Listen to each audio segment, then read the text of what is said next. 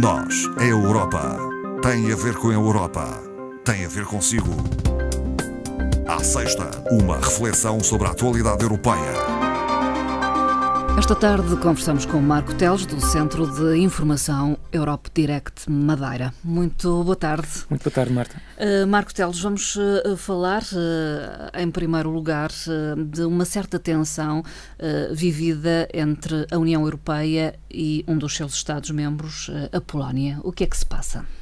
Bom, esta tensão, vamos chamar assim, como a Polónia, não é da hora. De facto, sobretudo no último ano, já passamos aqui por uma série de situações com a Polónia, mas este último episódio, vamos dizer assim, prende-se com um conjunto de alterações que o governo polaco quer implementar, nomeadamente na área da justiça, e que, de facto, a Comissão Europeia teme que a aplicação dessas 4 leis, ao todo são de 4 leis que estamos a falar, venha de alguma forma resultar na perda da independência do sistema de justiça e, portanto, no fundo, naquele enfraquecimento da separação de poderes, que é absolutamente fundamental para o funcionamento de uma democracia. Portanto, a Comissão já veio apelar um bocadinho à revisão dessa situação. Esta semana, portanto, a Câmara Baixa do Parlamento Polaco, onde o Partido Nacionalista Conservador é maioritário, aprovou uma nova lei judicial, com 235 votos a favor, 190 contra, terá sido mais ou menos este o sentido da votação. Portanto,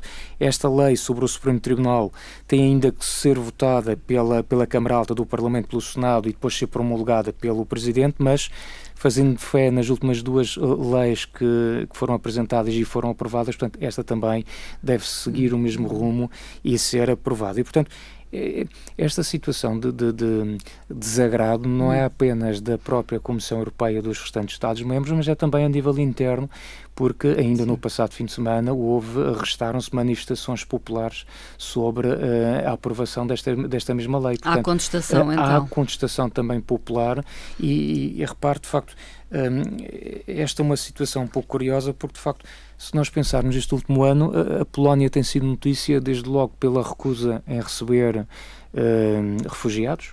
Essa tem sido uma situação também desde logo criticada pela Comissão.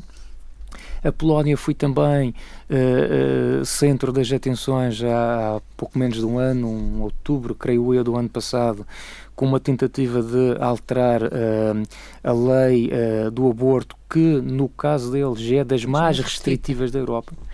E, portanto, queriam ainda torná-la mais restritiva e em condições verdadeiramente espantosas, e só não foram adiante porque, de facto, deu-se que ficou conhecida como a Segunda-feira Negra, não é? Portanto, uma greve das mulheres que vieram, de facto, em força para as ruas e manifestaram-se contra o avanço desta legislação. E depois ainda tivemos aquela última situação, eu diria quase caricata, que foi da própria reeleição do Presidente do Conselho Europeu, Donald Tusk. Ele é polaco. Foi primeiro-ministro da Polónia durante alguns anos e não é que nesta reeleição para presidente do Conselho Europeu o único Estado-membro que votou contra a sua reeleição foram os próprios polacos. Portanto, enfim, tem sido motivo de atenção por diversas razões. Há divergências, mas que, acima de tudo, os principais responsáveis em Bruxelas consideram que põem em causa os princípios fundamentais da União Europeia. Exatamente, põem em causa por uma questão dos princípios também no nosso país, como é óbvio, é de bom senso o funcionamento de uma democracia, que haja uma separação bem clara entre aquilo que é o poder dos tribunais e o poder político.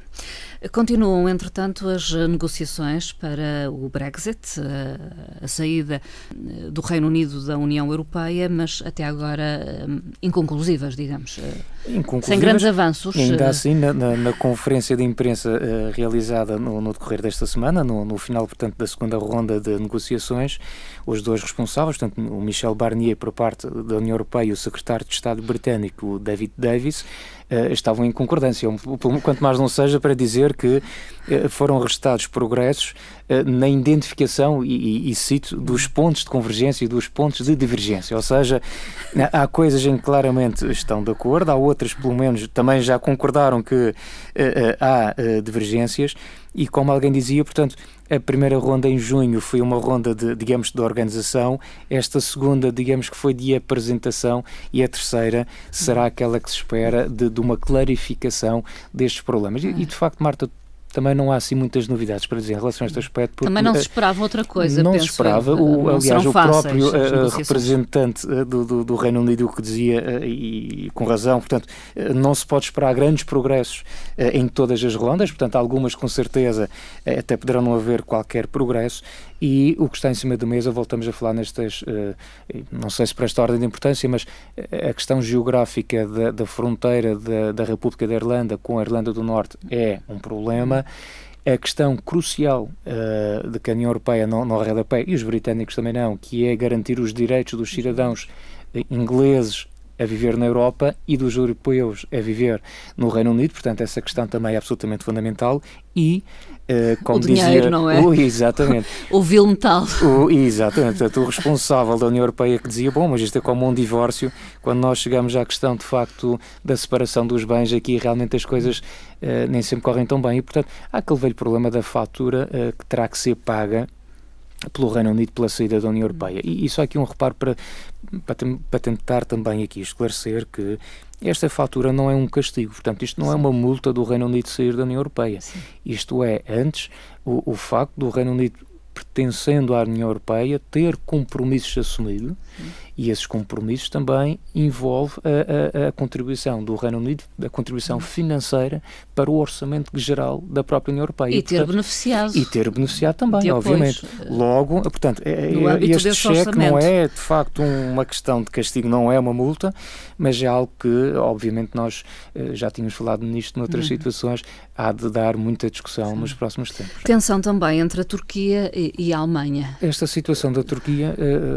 bom, eu diria... Vem-se agudizando também. Vem-se agudizando. Aliás, tempos. Eu creio que há precisamente 15 dias, a última vez quando cá estive, falávamos desta situação também da Turquia, mas eu creio que por outras razões, e agora volta a ser a Turquia o centro das atenções, porque uma ativista alemã dos direitos humanos terá sido detida por parte das autoridades turcas. Obviamente isto não foi de modo algum, e creio que também um jornalista, portanto isto não foi de modo algum bem aceito por parte das autoridades alemãs, inclusivamente o próprio chefe da diplomacia alemã interrompeu as suas férias precisamente por causa desta questão, afirmando de forma muito categórica que a Turquia tinha que perceber que tem que alterar o rumo da sua política em relação, no que toca a esta questão da gestão dos direitos humanos. Aliás, isto não é novo, a própria chefe da diplomacia da União Europeia, Federica Mogherini,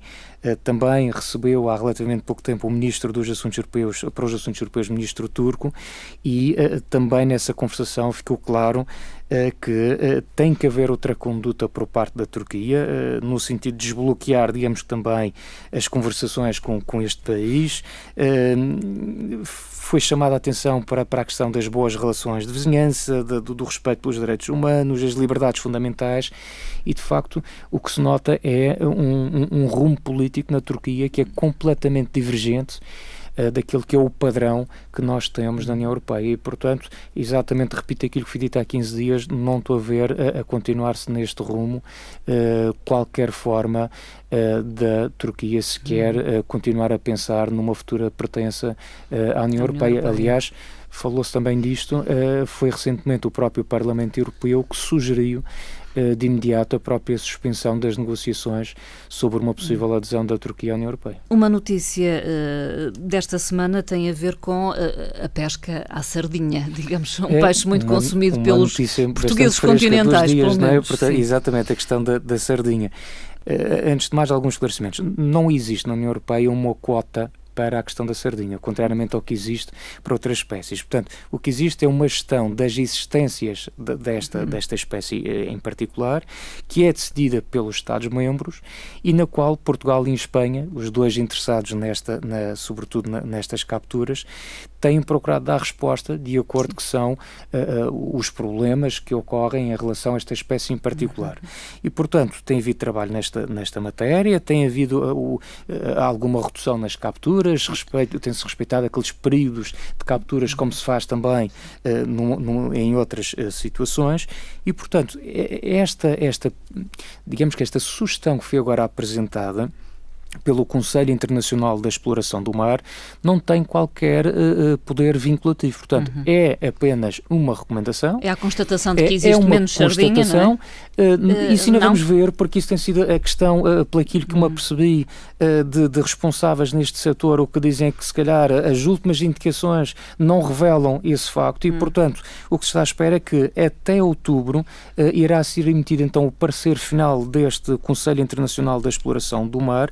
E então aí sim, com base nesse parecer final, a Comissão Europeia, os Estados-membros, irão tomar uma posição em relação a isto. Haverá então uma argumentação científica Haverá, até porque, por exemplo, este Conselho Internacional da Exploração do Mar é uma organização internacional, é uma organização científica, ela tem na sua estrutura, ela tem cerca de 5.000 cientistas com origem em 690 institutos ligados ao mar, portanto opera não apenas no Atlântico Norte, mas também tem na questão do Mediterrâneo, no Ártico, portanto, é uma organização que faz também assessoria no que toca à gestão, a uma correta gestão dos recursos, neste caso os recursos marinhos, e, portanto, esta foi a primeira notícia que apareceu um bocadinho, apanhou-nos todos de surpresa, até porque a proposta seria de não pescar durante 15 anos, portanto, é qualquer coisa assim muito radical. Teria um impacto claro, económico brutal. E repara, a própria Comissão, a primeira reação que teve foi desde logo dizer que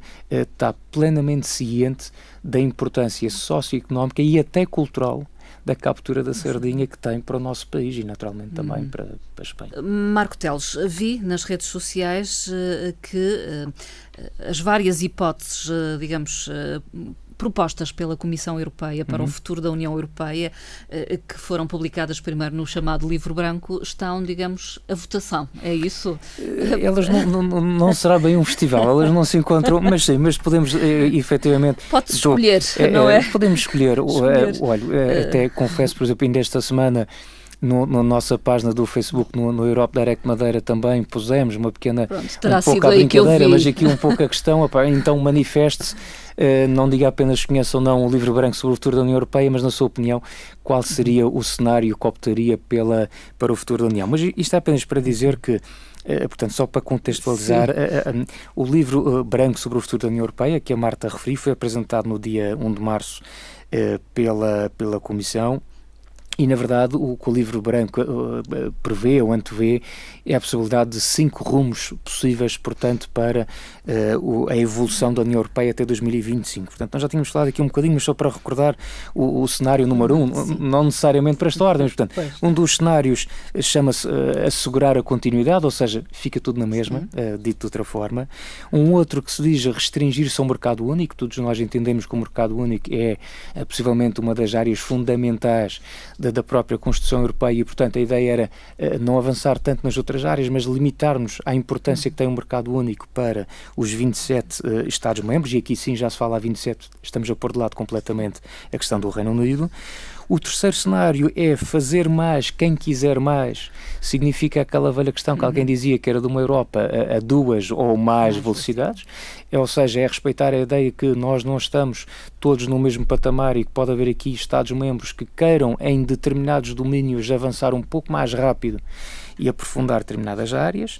Um outro cenário seria o fazer menos, mas com mais eficiência, ou seja, se calhar chegamos à conclusão, nós trabalhamos em várias áreas e não estamos a ter sucesso em todas, então por que não restringirmos apenas algumas, mas vamos trabalhar muitíssimo bem nessas áreas que escolhermos como prioritárias.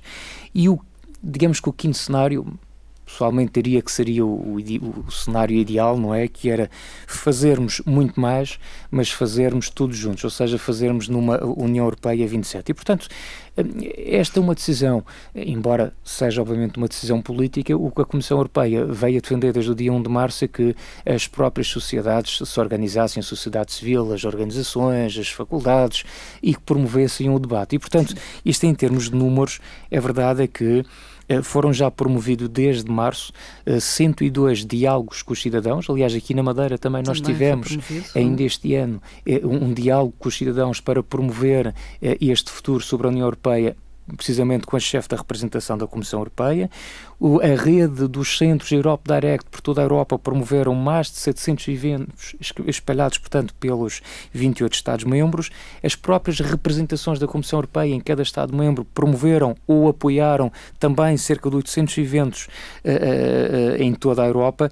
E só para se falar, por exemplo, na questão do Twitter, para variar, que falamos muitas vezes no Facebook, mas no Twitter foram publicados mais de 100 mil tweets especificamente sobre esta questão. Portanto, há aqui, de facto, esta tentativa por parte da Comissão de tentar obter a maior informação possível sobre do cidadão, aliás, sobre esta matéria do futuro da União Europeia. Porquê? Porque nós vamos ter agora, em setembro, a apresentação, portanto, o discurso sobre o Estado da União, que é feito com regularidade em setembro, no arranque, portanto, do novo ano, digamos assim, do Parlamento Europeu, do novo ano parlamentar.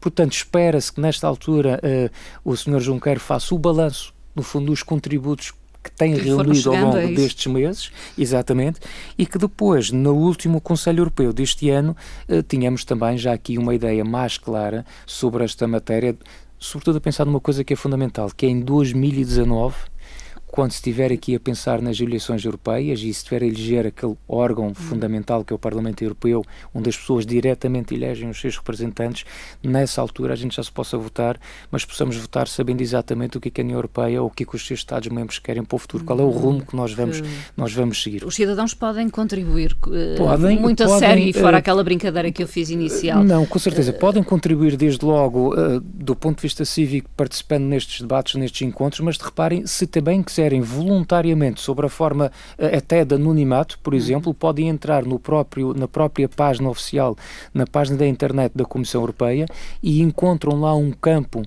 sobre o futuro da União Europeia e onde podem restar-se, identificando-se ou não, fica ao critério do cidadão querer se identificar ou não nesta matéria e dar a sua sugestão sobre aquilo que entende que possa ser o futuro da União Europeia. E eu tenho a certeza, do outro lado, haverá com certeza alguém que estará a recolher esses contributos e a fazer um apanhado nessa matéria. Para finalizar, uma referência a um documento tornado público recentemente, que é a análise anual do emprego e da situação social na Europa. Os principais dados. Bom, este é um documento apresentado extenso, esta semana, extenso. Para já era, digamos que uma sugestão de leitura de fim de semana para quem quisesse, com uma ressalva que para já o relatório encontra-se apenas disponível em língua inglesa, francesa ou alemã. São 268 páginas, portanto ainda é um bocadinho. Neste momento nós temos 234 milhões de pessoas empregadas na União Europeia, portanto o emprego da União Europeia nunca restou valores tão elevados desde 2008, aquela situação em que entramos no tal problema da crise. Portanto, desde 2013 também até à atualidade foram já criados 10 milhões de postos de trabalho na União Europeia. Mas depois haveria com certeza aqui muita coisa interessante para dizer sobre este relatório. Mas, de facto, o relatório coloca aqui a tónica num aspecto muito, muito importante, que é na equidade intergeracional, ou seja, mesmo os que estão a trabalhar, há uma diferença muito grande entre aqueles que estão a iniciar-se no mercado de trabalho e aqueles que já estão há mais tempo. As condições de trabalho hoje para os mais jovens são muito distintas da geração da Marta, da minha geração, são situações muito diferentes. E depois, repare, nós temos que ligar sempre esta questão também com a situação da demografia e, portanto, os jovens trabalhadores de hoje e, portanto, as futuras gerações têm pela frente, digamos, com uma dupla responsabilidade. Uma relacionada com a questão da evolução demográfica e a outra da necessidade de garantir a sustentabilidade dos sistemas de pensões. Ou seja, há um indicador muito interessante que eles revelam, que é até 2060 estima-se que haja um decréscimo anual da população ativa em cerca de 0,3% ao ano. Ou seja, são menos pessoas a trabalhar, mas que têm que segurar uma estrutura social cada vez mais pesada. Estamos a falar das pessoas que estão na idade da reforma. E, portanto, há gente que vive cada vez mais anos. E que vive também cada vez mais. Daí também a necessidade de muitas das vezes mexer-se na idade em que se entra na reforma, tem a ver precisamente com esta questão de tentar equilibrar as estruturas em termos de mercado de trabalho com a estrutura da demografia. Portanto, isto é realmente uma área sensível. Haveria muito para dizer mais sobre este relatório e, portanto, quem tiver obviamente a curiosidade, fica aqui a sugestão de uma leitura. Marco Teles, até à próxima conversa. Daqui a uma semana cá estaremos. Cá estaremos então. Muito obrigado. Obrigada.